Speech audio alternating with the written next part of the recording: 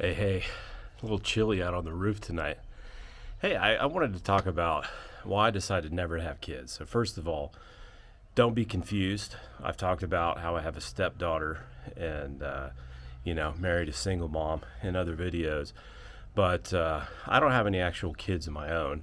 Now, first of all, I'm not going to, don't take any offense to this or feel like I'm claiming moral superiority because I didn't have any kids. That's not what I'm saying. If anything, I'm embarrassed by just like the intensity of my thinking in my youth that shaped my decision to never have kids. Right. So, um, first of all, I'll say what I've been saying in a couple of other videos is that having children and building a family is extremely important psychologically. I think there's a lot more benefits to be had from doing that versus remaining single, and it especially shows up over the long term, right? As you get older, it's nice to have family to keep track of, people that love you and talk to you and come visit you. Um, as you get older, you notice life is, it's just seems increasingly meaningless as you go on, and it really helps to have another generation to kind of like live vicariously through them. And I don't know, there's just something really special about it, and it's a really special thing to also be responsible for someone else and put them first, so you're not always thinking about yourself and what you want all the time, which is kind of a recipe for long-term madness, I think. So anyway, just in general, from an individual standpoint, I'm fully a believer in having children. It doesn't have to be your own, it could be adopted. You could do the single mom thing like I did, whatever. But yeah, I think it's good to have that life experience, and I'm an advocate for it, for sure. So here's why I personally never had kids. First of all, I would say early teens at the latest. I don't know what it was, but I was like a super intense kid, right? Um, like at age 9, 10, my favorite movie was Amadeus. What kid was like begging their, begging their mom, can we rent Amadeus again? Um, I was a pretty serious kid, and my outwardly personality is very, kind of like bubbly and fun and trying to make everybody laugh. And, my internal brain is a lot more intense. And one of the ways that showed up was I started, I started thinking about how when I was a kid I had appendicitis, and, I would have died if it wasn't for medical intervention. I thought about how I had, really bad asthma when I was like 3, 4, 5, probably would have died without medical intervention. I thought about the fact that I have terrible vision. I started wearing glasses at 8, but I was like sitting with my nose pressed to the TV for like a year or two before my parents were like, yeah, dude, I think you need glasses. You better take them in. I think something's wrong with his eyesight.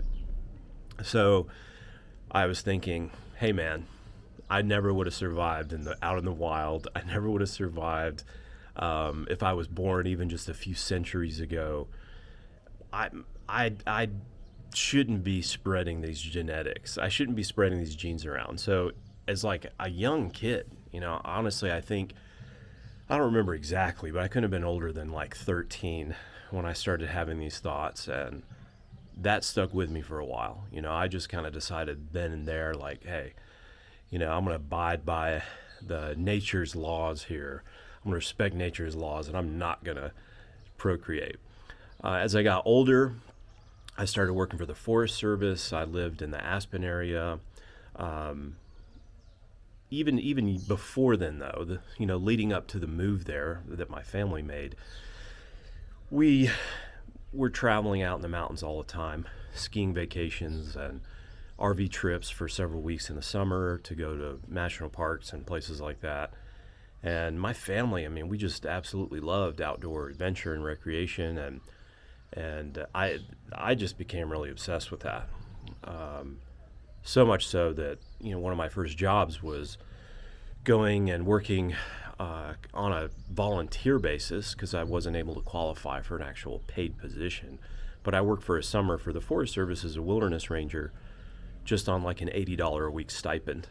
So I was fully into it. I love, still do to this day. Totally uninhabited, undisturbed, pristine places out in the wilderness. I love that more than anything. It's super sacred to me. Nothing is more sacred to me than that in this world. And seeing land permanently developed and turned into, another bunch of I don't know, Olive Gardens, Best Buys, Targets, that super common exit off the interstate in every city in America where you see the same chains. I mean, that just disgusts me. And yeah, even national parks are way overdeveloped for me and my taste, way too crowded for me and my taste, and way too disturbed for my taste. I really, really would love for not a single, not another inch in this world to be developed by humans. But I feel like we've already developed too much land and done too much disturbance upon the environment out there. So, yeah, a lot of it was environmental, and looking at all the consumption statistics of Americans. One saying that I had stuck in my head was like, the most irresponsible thing you can do environmentally is give birth to an American.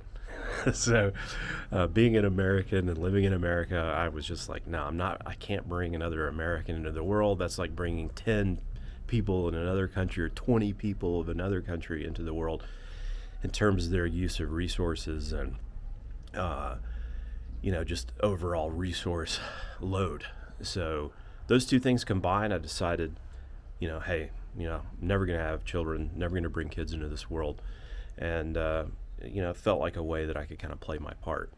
Now, in hindsight, especially the part about the genetics, the more I've learned over the years, the more I realized that I didn't really fail the environment. I feel like the environment failed me.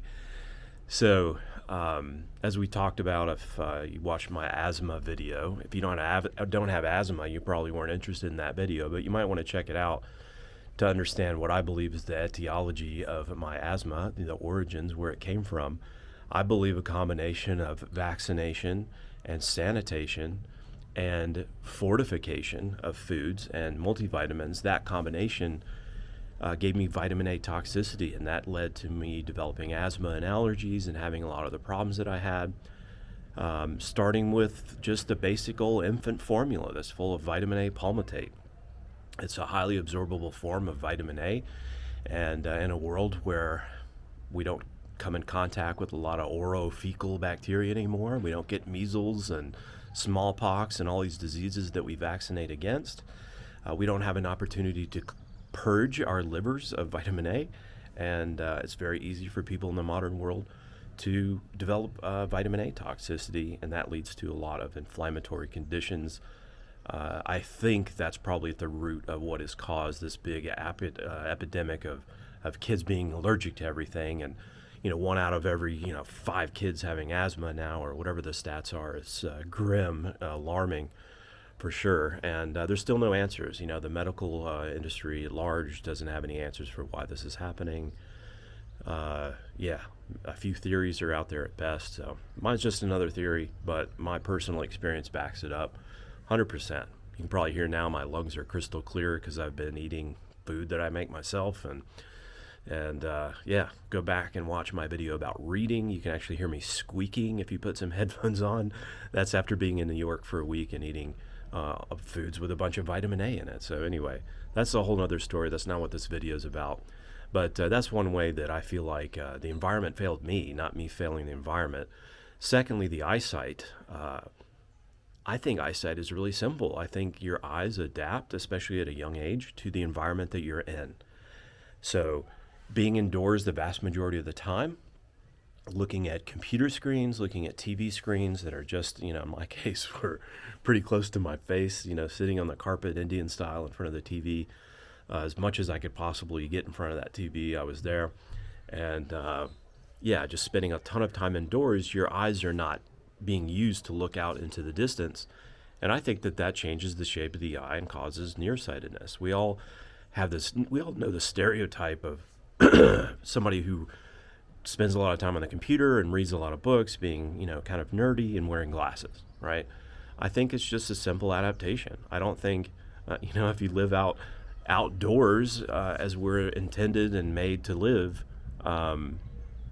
you're looking at out at long distances all the time. Your eyes are long focus, short focus, and taking in the full spectrum, and that keeps the eyes from adjusting and kind of like down regulating their distance to be able to see stuff better up close. I think it's that simple. So I think myopathy is really that simple.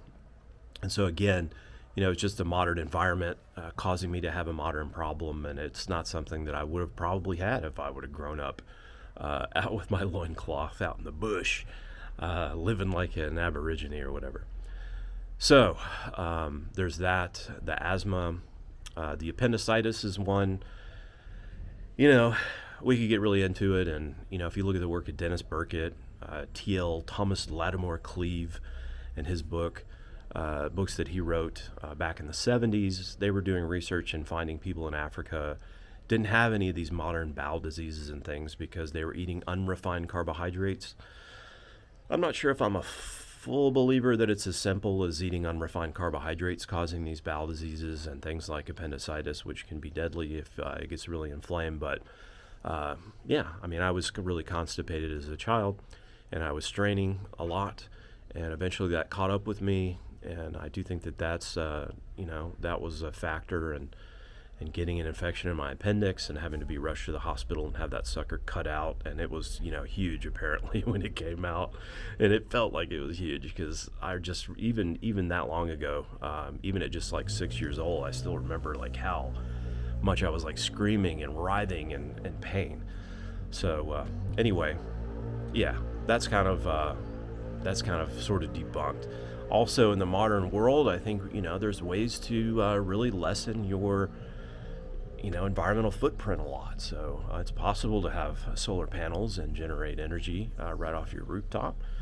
You can make a lot of choices that really lessen your environmental impact. I mean, I'm still traveling and flying overseas and things, so my impact is still pretty great. And, so that's still pretty valid, but, a couple decades from now, we might have a totally new transport system that doesn't rely on burning a lot of fossil fuels and things like that in order to get around, and doesn't create air pollution and has a much lighter environmental impact. So I don't know if that's really a valid thing either, but anyway, I'm silly for being so intense about how I view things, but I thought it would be fun to share just the reasons why that I decided not to do that, and we can kind of look at how intense I was back in my developmental in my youth and my late teens and early 20s, and have a chuckle at just how like intense I was at like looking at the world and making all these big decisions and trying to maintain like some kind of like outrageous moral standard. I mean, what's with that?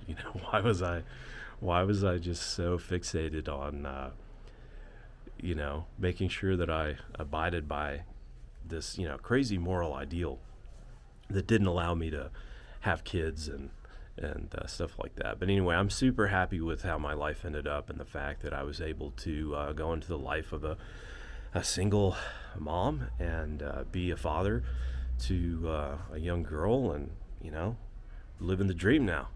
So I feel really good about that, and get all the benefits of having kids without having any guilt about the environmental impacts of giving birth to an American. So anyway, that's it for today. I'll be back. I'm not going to be making videos every day anymore. That was a little too much for me. I'm just going to make videos when I feel like it, when I got the camera handy and I got something that I just feel like I got to tell you guys about. So anyway, can't make any promises. Could be 10 videos one week. It could be one for another week. It just depends on what's going on and what I got kicking around in my brain. But anyway, that's it for today. Peace, and let me know what your thoughts are, whether you decided to have kids and or not, and what you think about all this.